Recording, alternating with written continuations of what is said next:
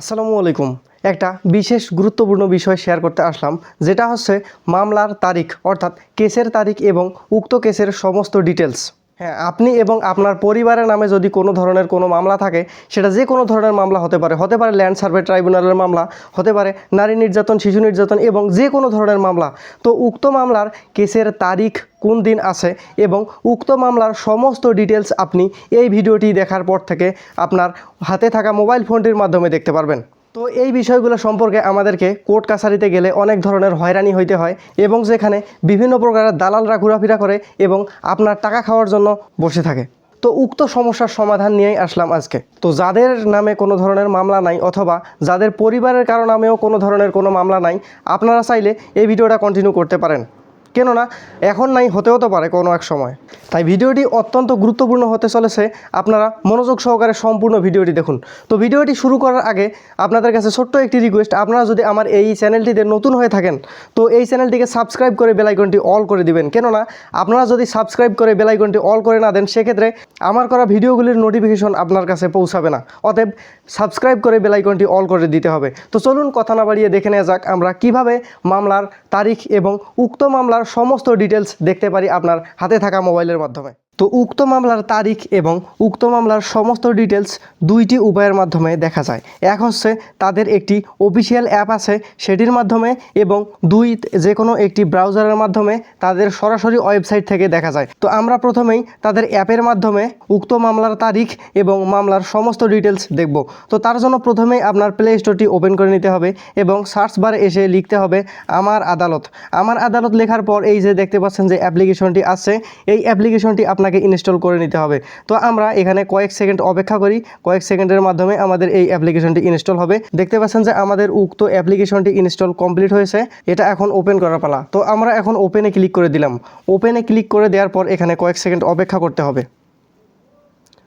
তো কয়েক সেকেন্ড অপেক্ষা করার পর এখানে দেখতে পাচ্ছেন যে উক্ত অ্যাপের একটি ইন্টারফেস চলে আসছে এবং এখানে আমরা ই কার্যতালিকা নামক একটি অপশন আছে। আমি যদি আপনাদেরকে একটু মার্ক করে দেখাই, এখানে দেখতে পাচ্ছেন যে ই কার্যতালিকা নামক একটি অপশন আছে।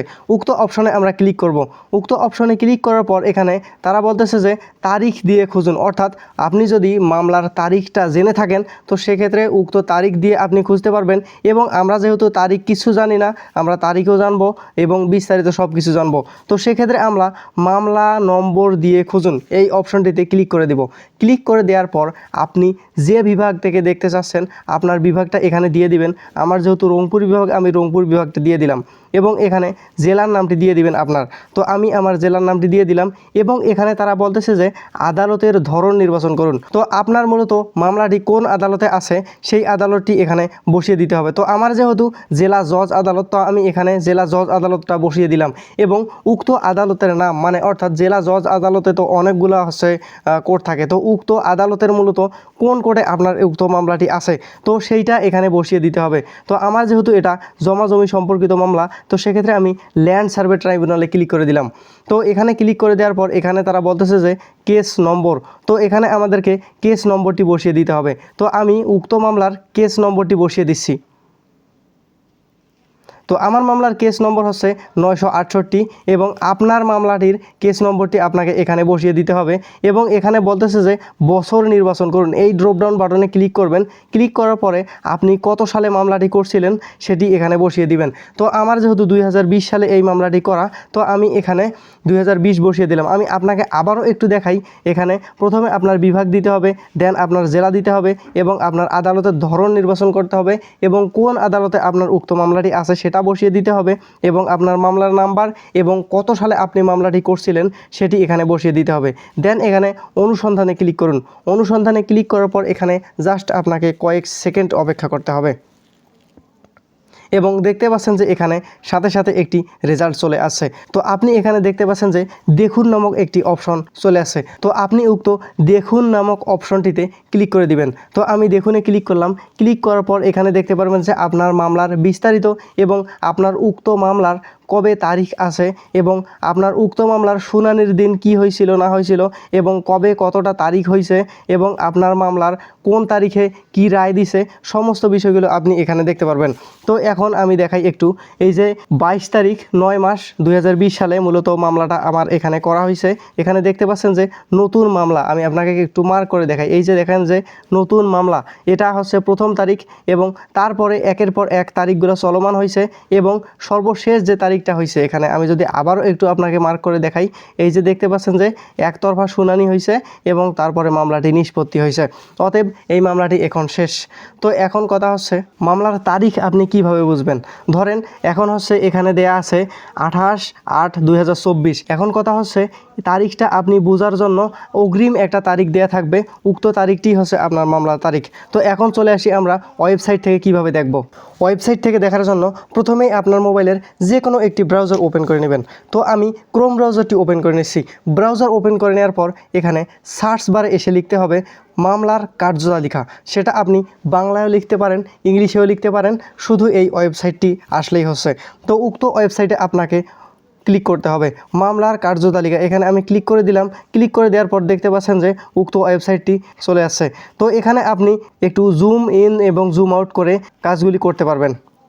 তো এখানে আমি বিভাগ দিয়ে দিচ্ছি ওই অ্যাপের মতোই প্রায় বিষয়টা। তো আমি এখানে রংপুর দিলাম, জেলা আবারও এখানে আমি রংপুর দিলাম এবং আদালতের ধরন আমি জেলা জজ আদালত দিয়ে দিলাম এবং এখানে আদালত নির্বাচন করুনে ক্লিক করলাম। ক্লিক করার পর এখানে ল্যান্ড সার্ভে ট্রাইব্যুনাল দিয়ে দিলাম। দেওয়ার পর এখানে তারা মূলত তারিখটা জানতে চাইতেছে। তো এখন একটা ভুল আমি আপনাদেরকে দেখানোর জন্যই করলাম, সেটা হচ্ছে এখানে আমরা আদালত অনুসন্ধান করুন, এখানে কিন্তু আমরা মামলা অনুসন্ধান করুনে ক্লিক করিনি এখনও। অতএব এখানে আপনাদের এই ভুলটি হবে এবং আপনি আমাকে গালি দিবেন যে কী ব্যাপার, হচ্ছে না কেন, অনেক চেষ্টা করবেন কিন্তু হবে না। তো এখানে আমি যদি একটু মার্ক করে দেখাই আপনাদেরকে, জুম ইন করে মার্ক করে দেখাই, সেটা হচ্ছে এই যে আপনারা দেখতে পাচ্ছেন যে মামলা অনুসন্ধান করুন, আপনাকে এই অপশনটিতে নিয়ে আসতে হবে। দেখেন এখানে আমি মামলা অনুসন্ধান করুনে ক্লিক করে দিলাম। তারপর এখানে আপনাকে আপনার বিভাগ দিতে হবে। তো আমি এখানে বিভাগ দিলাম রংপুর এবং জেলা দিলাম আমি এখানে আমার রংপুর। জেলা আপনাদের জেলা আপনারা দিয়ে দিবেন, আমি রংপুর দিয়ে দিলাম। আদালতের ধরন এখানে আমি জেলা জজ আদালত দিয়ে দিলাম এবং এখানে আদালত নির্বাচন করুন, এখানে আমি ল্যান্ড সার্ভে ট্রাইব্যুনাল দিয়ে দিলাম।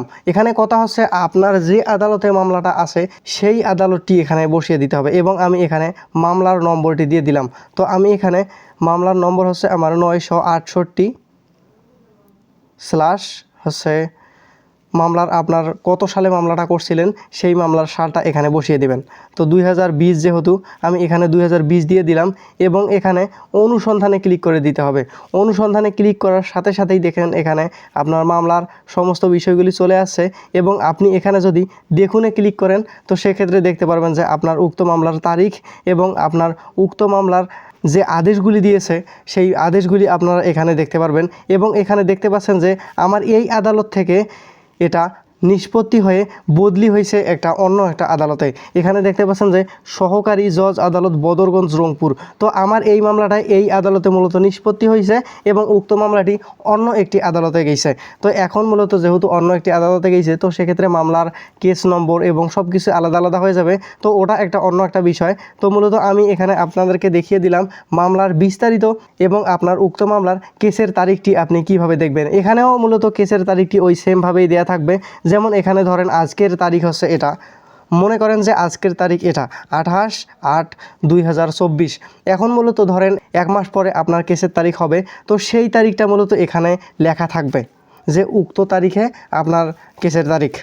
ওই অনুযায়ী আপনি প্রিপারেশন নিয়ে আপনার অভিজ্ঞ যিনি উকিল আছেন তার সাথে যোগাযোগ করবেন এবং উক্ত মামলার কি করা লাগবে না লাগবে সেখানে তা আপনি করবেন। তো আজকের ভিডিওটি মূলত এই পর্যন্তই। ভিডিওটি যদি ভালো লেগে থাকে ভিডিওটিতে লাইক, কমেন্ট এবং শেয়ার করে আপনার বন্ধুদের মাঝে ছড়িয়ে দিন, যাতে তারা এমন কোনো সমস্যার সম্মুখীন হলে এখান থেকে এইভাবে বিষয়গুলি দেখতে এবং জানতে পারে। তো আজকে এই পর্যন্তই, দেখা হচ্ছে আবার নতুন কোনো ভিডিওতে। সকলেই ভালো থাকবেন। আল্লাহ হাফেজ।